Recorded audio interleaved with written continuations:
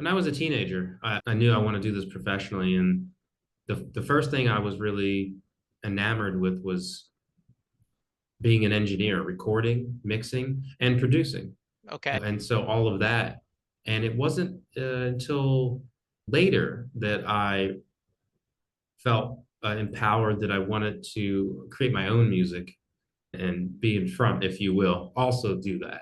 Yeah. And yeah, but it was just coming through me as a teenager. And I would record my friend's band in high school and do that kind of stuff. I just enjoyed it. Hello, everyone, and welcome to a new episode of Set Lusting Bruce, your podcast all about Bruce Springsteen, his music, and mostly his fans. I am your host, Jesse Jackson. We are getting off the Bruce train today, though I'm sure he will come up as he often does.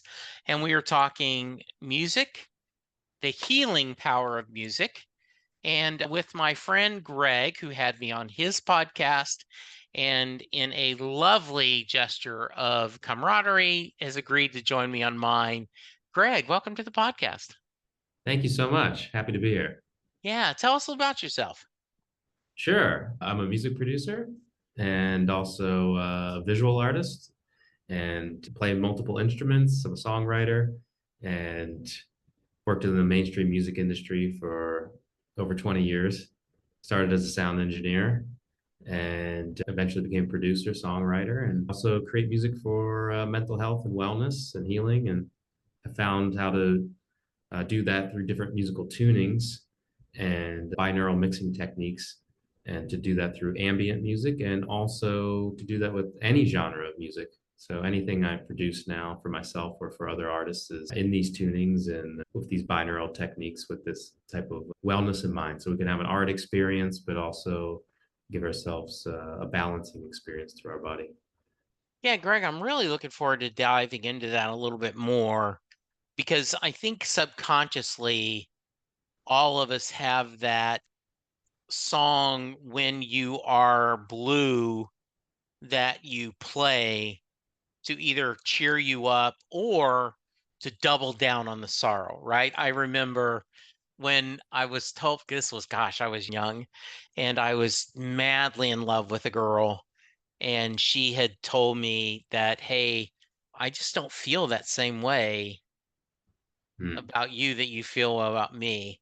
And I went home to my apartment and put on Different Drum by Linda Ronstadt just on repeat. I'm not saying you ain't pretty, but I'm not saying I'm not ready for a boy who wants to love me like that.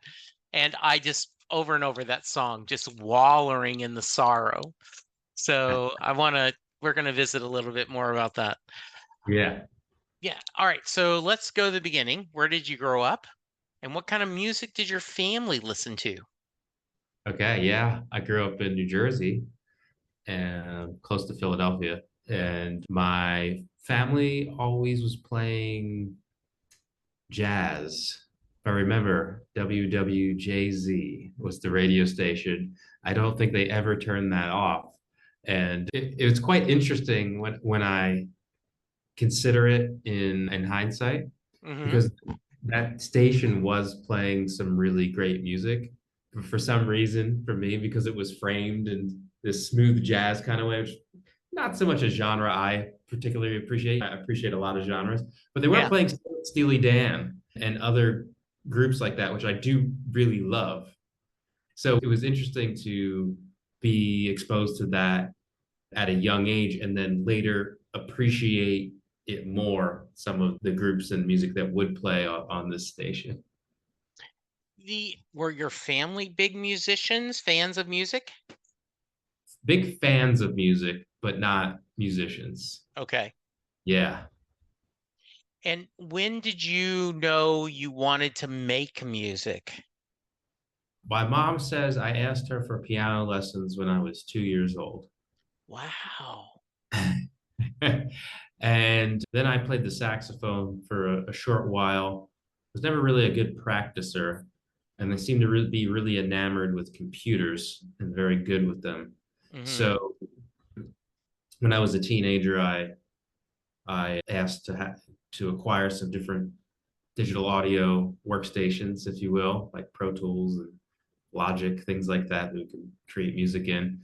And I did, and I set myself up a little studio in the basement of the house and some keyboards and some different things, and just went at it. We just study um, different types of songs and try to remake them.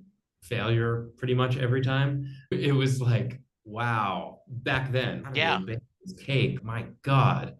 And I don't know, it just was something that was just, it was just coming through me. I was just so passionate about it, really can't explain it. The is there an instrument that you specifically felt a call for? I know you talked about piano lessons and saxophone. Yeah. Was there an instrument that spoke to you?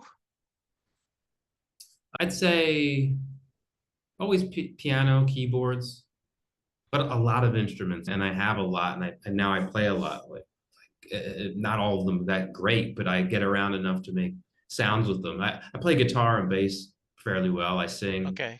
clarinet, flutes, and harmonicas. So it started to expand. I really love so many types of instruments. They Yeah. all speak to me. Yeah. Did you talked about growing up near Philly, Jersey? So talk about your Springsteen connections. Obviously, you knew of him because it's in the water there, correct? Yeah, absolutely.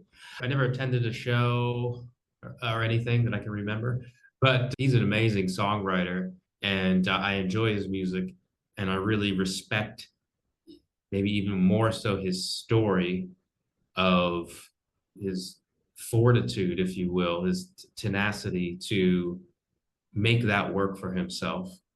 Yeah. Uh, and I know it didn't come easy for him, and Yeah. he really worked. And so I can understand that story, and I really respect that.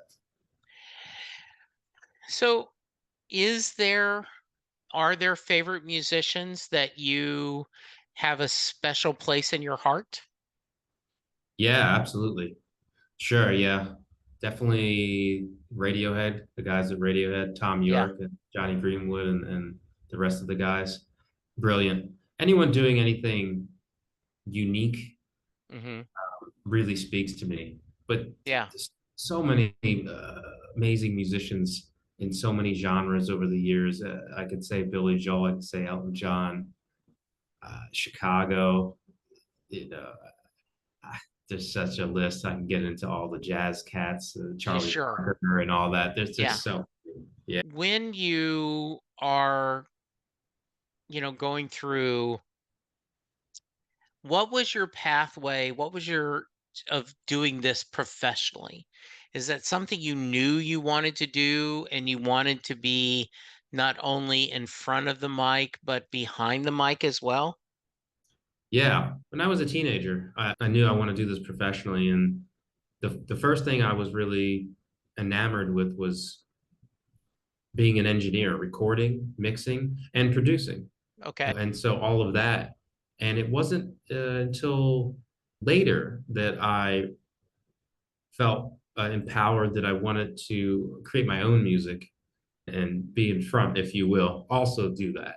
Yeah. And yeah, but it was just coming through me as a teenager. And I would record my friend's band in high school and do that kind of stuff. I just enjoyed it. So I'm curious, Greg, the idea of the technical part of music. Can you explain why that was piqued your interest versus just writing and singing or performing? I don't know exactly, but I do know that I do feel we're all destined for certain things. We all have the proclivity for certain creative outlets. And I will say my demeanor tends to lean towards a bit more like ADD and like action. And so clicking around on the computer and having this immediate action is like extremely gratifying for me. And practicing and taking this, being like calm and a slower approach to some things, I'm fidgety. That was probably part of it. Yeah. What was your first professional gig? First professional gig. I was an assistant at a studio in Philadelphia And probably with the uh, someone that would be known would be some people from Rockefeller Records, hip hop music. There's Okay. an artist named Freeway. It's a rapper, and I was just an assistant on those types of sessions. And then once I got out to Los Angeles, I started working for other producers, and probably the one of the if I can remember correctly, there was a lot of pieces to this, but probably the biggest one would probably be Snoop Dogg with, when I was around 22 years old. Wow, Um, that had to be pretty impressive, right? yeah, that was fun. Yeah. Yeah. It was just right place, right time. I was an assistant at the time, but the producer that was working with him, he really liked me. So he started bringing me as his engineer to all the gigs. And we did that for probably about 4 to 5 years, just doing a lot of Snoop and a lot many other artists that came through that. Do you have a favorite genre you like to work with, or do all of them have different various things that bring joy to different things, correct? Yeah. Over the years, it's all been enjoyable to work on hip hop music, pop, jazz, Okay. and all of that. But I will say now, I still enjoy producing from that objective perspective where I can see what this is, I see what's coming through this artist, and I can help support that. I do still enjoy that. But then even deeper is when I really love the music. Like I really want to play this later. And that sound probably leans more into the electronic sort of psychedelic Radiohead kind of world, or it's going to lean more into bonobo kind of deep house world, Hmm. uh, or maybe it's Sakamoto like dreamy ambient orchestral kind of thing going on. So something like that. So I still like a bit of both, if you will. Did you've name dropped Snoop? You mentioned you've worked with a couple other people that are pretty high profile, haven't you? Yes, Brag a yes. little bit. Tell me some stories.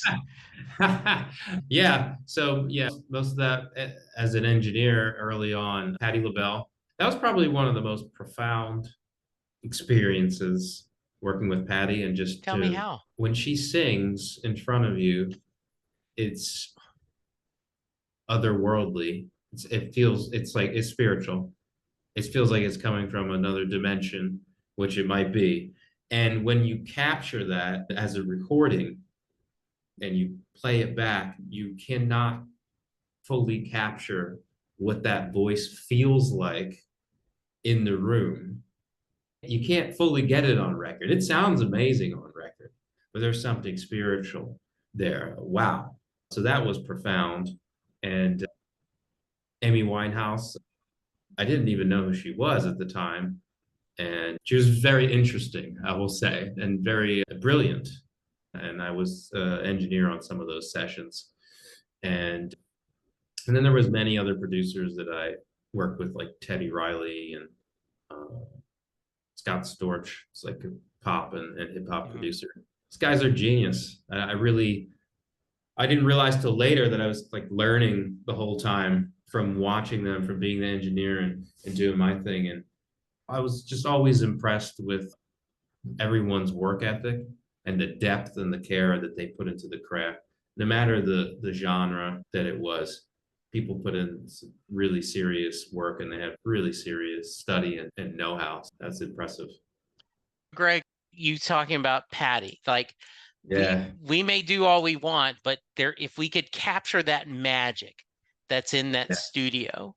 And this is the reason why live music continues to be exciting and Mm, wonderful for us, mm, right? So I'm always curious when I get someone who's behind the console and talks about this. Tell me your how you different between producing and engineering. What sure. and I know the one of them is more mechanical, one more theory, but I'd love to hear your thoughts on how the two difference and how they use different what skill sets are used for each of them. Sure, yeah. Yeah, so typically engineering is focused on the recording process, mic placement, and which microphones and preamps and compressors and such chains of gear to use with Okay. specific instruments. And then in that role, you are running the console, running the tape machine, or running the digital audio workstation and organizing the takes and keeping the show running, if you will, from the technical standpoint. From a producer side, typically it's more about performance, arrangement, maybe writing parts, maybe editing Hmm. parts, and working with the artist to gather performance, whether it be instrumental performance or vocal performance, and then Right. the overall picture of the song in terms of working with the engineer, if you're not mixing yourself, to capture that full picture of the sound. Is there one you enjoy more than the other? These days, they're all wrapped, they're fully wrapped together. Are they? And yeah, and I like that. I don't want to just be an engineer anymore. I did that. I got bored. So it had to evolve. And me just being a producer, working with another engineer, I'm happy to do some of that, but I feel disjointed from the Yeah. project. I'm the kind of person who I got to have my hands all in it. And that's just how I work and how I like to do it. So everything wrapped together feels really good for me. Okay. So let's talk a little bit of as you're going through your career, what led you to trying to find a way to provide comfort to people through music? What led to this thought? I was actually quit doing music in the mainstream industry for about 6 years. I I wasn't happy with I don't know, I just I didn't like the music. I started to not like the music. I didn't like the environment. I was Okay. feeling heavy or negative at some points. Maybe that was in me. Maybe that was actually happening. I think it was probably a bit of both. And in that time, I was seeking things for my own mental health, and whether Okay. that be psychology, working with psychedelics, meditation, yoga, etc. And one of the things that I researched was using sound to help focus, to help ease anxiety, help with sleep. So binaural waves, music tuned to 432 hertz, things like that. So I started listening to other people's versions of that. And I was having a great effect to this. So I just started to become more and more curious and researching different types of instruments that were typically used in sound healing, crystal bowls and Hmm. different types of chimes and things of this nature. And at some point, just felt like I want to create something that puts all this together, all this science and all the metaphysics that I've been studying and reading about. So that's when I embarked on creating this music, and I started that with a friend of mine, Andrew, and Hmm. then eventually we brought another friend in to complete this first body of work with us. And then I started giving this out to our friends that were working in healing, or maybe they're body workers, massage, acupuncture, whatever. And then the rave reviews, they're like, this is magic. Like, it just transforms the room, the space, and my clients, my patients are just so calm. They feel so wonderful after. Said, okay, this is interesting. So from there, I felt like this is really powerful. It's transformative, what this is. It's like really like almost medicine, if you will, in a vibrational form. And then again, it was something just coming through me that was feeling like people need this. And this is hard to find. Yeah, there's a lot of music on YouTube, Spotify, everywhere. And there's some music like this. But I also am a believer of it's if your grandmother makes that dish a certain type of way, and maybe someone else tries to make, maybe you try to make it, has the same ingredients, but where's something in the magic? And I felt like I was striking some of that magic, and so I felt this is where it came to start to put this into create more of it and put it into an app form and start to just be able to bring it out to more people, bring it out to people who have no idea what this is, and remove all the sort of esoteric, super metaphysical artwork and stuff that might be off-putting to some people, and get it in a digestible form. Have you tried to look under the hood and figure out why this is working? Why the music is working from a Yes. physiological perspective. Yeah.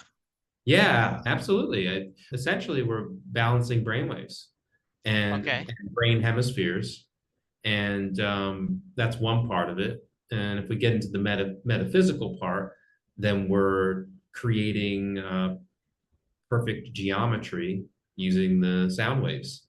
So if Okay. we start measuring those waves on like a vector scope or a simoscope, we start to see this perfect geometry. And to me, that says harmony. If we start to see some distortion, then to me that says some disharmony. Yeah. Yeah, those are the things. And I've done a number of tests over like with heart rate variability and cognitive function and a number of metrics like that. And they've all been positive, very impressive results. It's very interesting. Yeah. So what's next? What's next you want to do that with this? next is next is now, and that is getting this music out to people who need it, and that's through this app I developed called Signs, like sine Okay. waves, SINES, and yeah, bringing that out everywhere. That's one expression of it, and of course, I have my other art expressions for myself, and those have their own channels. Hmm. And what the app's available, I get it wherever they're available, right? Where Yeah, yeah. Signs.app. The journey should start at the website, www.signs.app. And then okay. from there, through the sign up, then you'll be led to the App Store. I just have an Apple app at the moment, and we're building the Android app. But there's also a web app that works on Android now, all computers and tablets and all that. So it's Hmm. very accessible. And been working with wellness centers and corporations and airports and law enforcement and first responders, and universities, and just bringing this out everywhere. And people are really seeing tremendous value from it.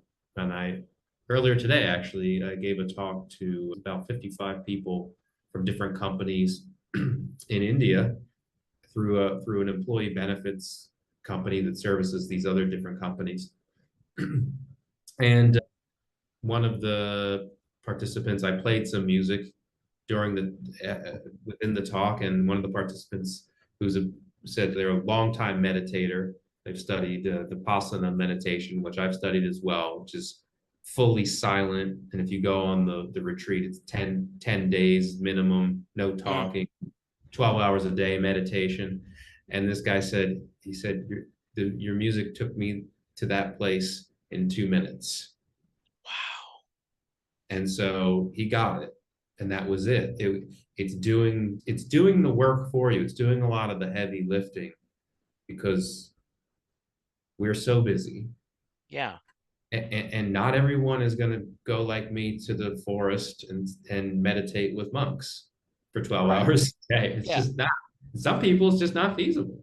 You have children and all types of things happening. So to have something that can do this, that we can just click a button, turn on, even if we're at the office, I think is a tremendous tool. Did I was going to ask, is this something you do actively, or can this be you can put this in the background and move forward? Because Exactly. it's background and just move forward. Hmm. You can do both. So Okay. either one. But that's the beauty of it, where you can put it on the background super low. You can put on a focus playlist, or you can either for sleep or just to balance. Really the beauty of it, even in a work environment, Hmm. is that it just is creating this harmony for you at a subtle level. Okay. The Give me, if you have some other success stories, I'd love to know about it. Share a little bit. Oh, sure. With the music, Yeah. with the healing music, Yes, sure. please. I People have been born to the music, people have died to the music. Wow. And I'm sure there's other music people have been born to and died to as well, of course. But I do get some of those stories sometimes, and then it comes with this really set the backdrop for us. It was really beautiful. It really helped the experience, and it's whoa, okay, life came in and life left on this. Wow, this is profound. Children with ADHD, autism, any type of neurodivergence, elderly with dementia, Alzheimer's. I've heard incredible results across the board there. People just improving their circumstances. And wow, people shedding anxiety and depression and all of that. And yeah, we've done a number of studies in different sectors of industry and business, like I said, with veterans, with law enforcement, active military, across the board, many industries, and just really exceptional results overall. It's something to go to when the feeling arises. Maybe someone is actively going through something, or maybe some people are actively going through anxiety or depression. It comes in waves, or maybe there's a trauma that has been recent, or maybe it's a past trauma, and this comes up, and then it will take them down in the day. They're able to hit play and move that out. So, one of the things that I'm really glad you're on with me is that I often say when I'm pitching my podcast that we discuss the power and the magic of rock and roll, Mm, that music is the soundtrack of our lives, that we celebrate to it, we mourn with it, is it has helped us with births, deaths, breakups, weddings. And so I love that. I just went to the website while you were talking. You offer a 7-day free trial yep, and you can test it and see for it, right? that's it. Yeah. Exactly. Yeah. Yeah. This and this is a dumb question, but I'm curious, you know, this has to be something you had never thought you'd be involved in, right? This was not on your bingo card that I'm going to create an app to help people cope their life better. Not until 6 years ago. Yeah. Yeah, yeah. Yeah. It just came through. But I feel like, at least my life, I feel like probably most of our lives is I'm very much about walk on the way and the way appears. Oh, I love that. Yeah, that's really nice. Yeah. Um, let's talk a little bit more. You mentioned this is something you're really looking forward. And is this kind of your focus creatively now all the way together? This is what you want? This is what your career is, your library, your purpose? It's one of them. Okay. It's one of them. Yeah. Still working as a producer. Okay. That's paying some of the app bills Okay. Yes. at the moment. Yeah, because it's primarily a self-funded project. I do have a few lovely angels, family, friends that have contributed, but yeah, also other expressions for me are me as a musical artist and other music, electronic music of different types that I Yeah. release to streaming and live performance of that, which is it is at a technical level, all healing tunings and all of that, but I may make different sounds that may not be so appropriate for a focused meditation or something like that. So that's me to Yeah. allow me to express art, and then I also create visual art as well. That works with the brain and the body, but it is art, but woven into it. The technology I use, I work with EMDR therapy and that kind of thing. Some of that will go in the app. I do show that at art fairs and things like that. I have 3 to 4 pillars, if you will, app included that are in my life right now. I can't really see myself not doing any of Okay. them. Yeah. Talk about your visual art. Yeah, sure.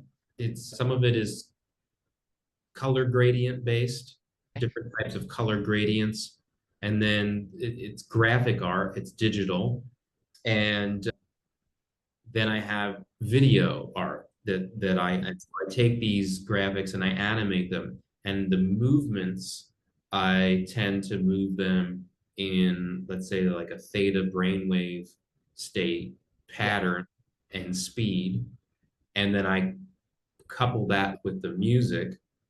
So now we have, and then I weave in these EMDR layers that are subliminal. So if any EMDR is a stimuli that's moving back and forth at a certain brainwave pattern, and as you watch, it starts to synchronize your brain hemispheres. So I put that in subliminally. So most of these are made to be like larger installations on huge LED walls that people can go and experience with spatial audio and drop into this audio visual meditation that's an art experience, but it is balancing their brain and their body.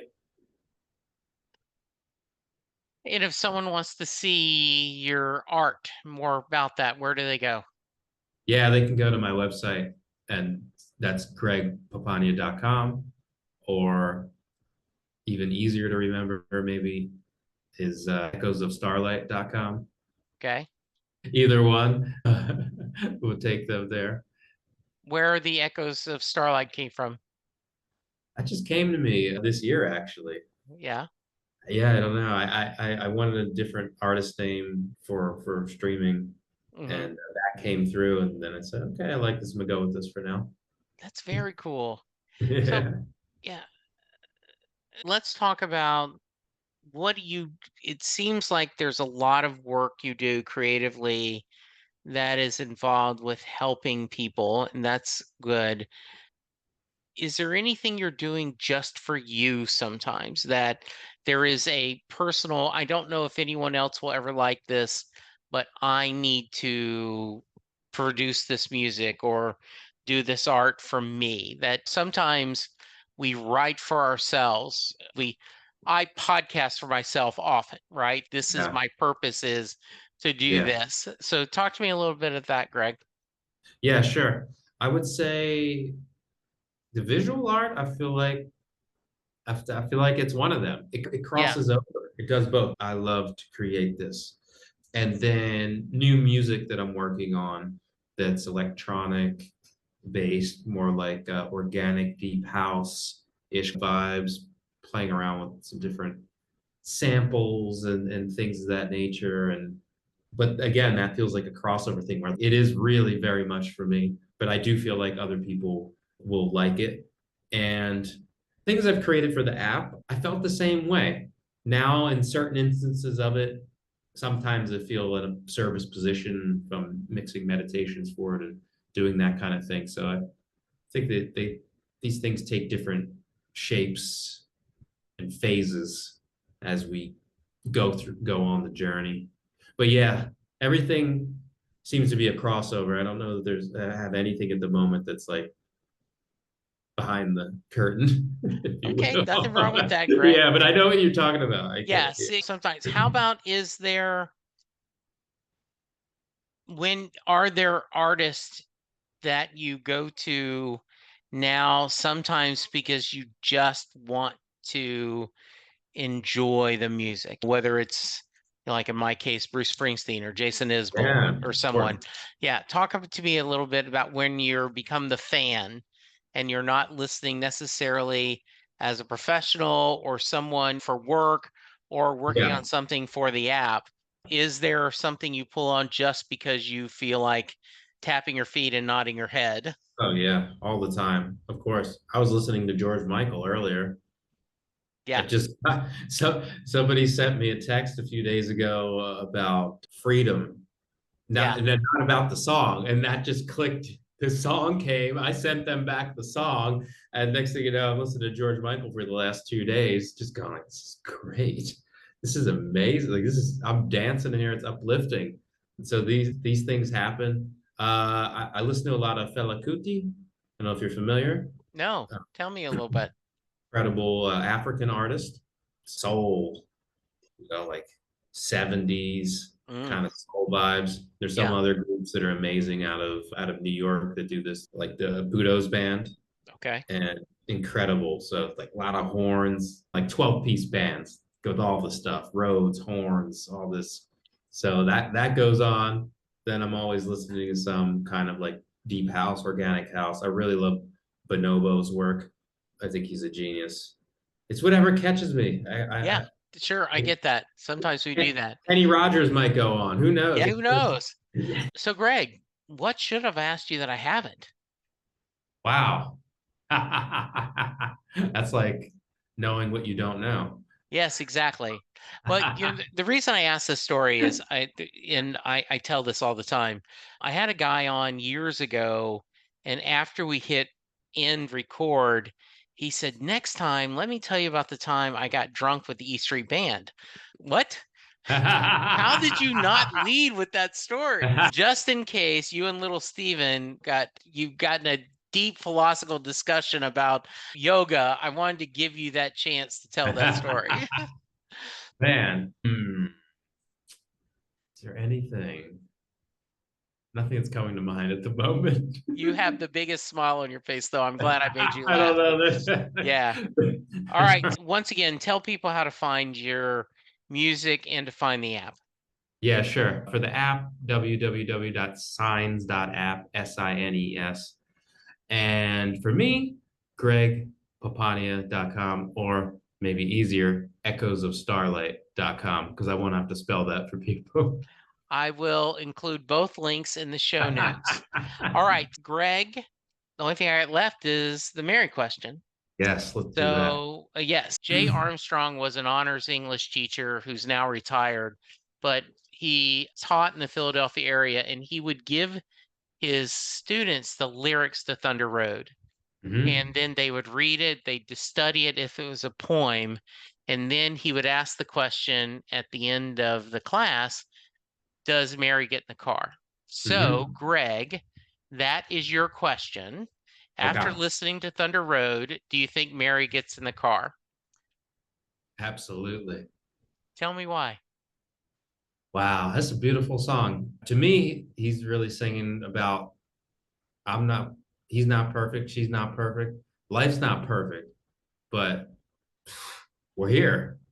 Like it's great. Let's do it. It's beautiful. And the music makes it feel like they're just riding out in the car. It feels uplifting. It feels joyous to me. Yeah, one of my favorite answers is I had a guest who said it depends. If it's the full orchestra band, the full E Street band, she absolutely gets in the car. When Bruce does it solo, because it's a slower, she doesn't get in the car because he's a little sad driving off by himself. Yeah, that's great. Greg, this was so much fun. I really appreciate it. I'm going to check out the app and do that. I look forward to let's stay in touch. And if anything Yeah, I can do in the future to help, let me know. There's a lot of pain out there in the world, and yeah, anything you can do to make it a little better is to be yeah. applauded. So good job, my friend. Thank you. I appreciate it. Thanks for noticing. And Yeah. I really appreciate you having me on your All right. show. So listeners, check out the website. Link will be in the show notes, both for the app and his website. And I hope everyone remember to be safe, be kind, and we'll talk to you soon. Goodbye.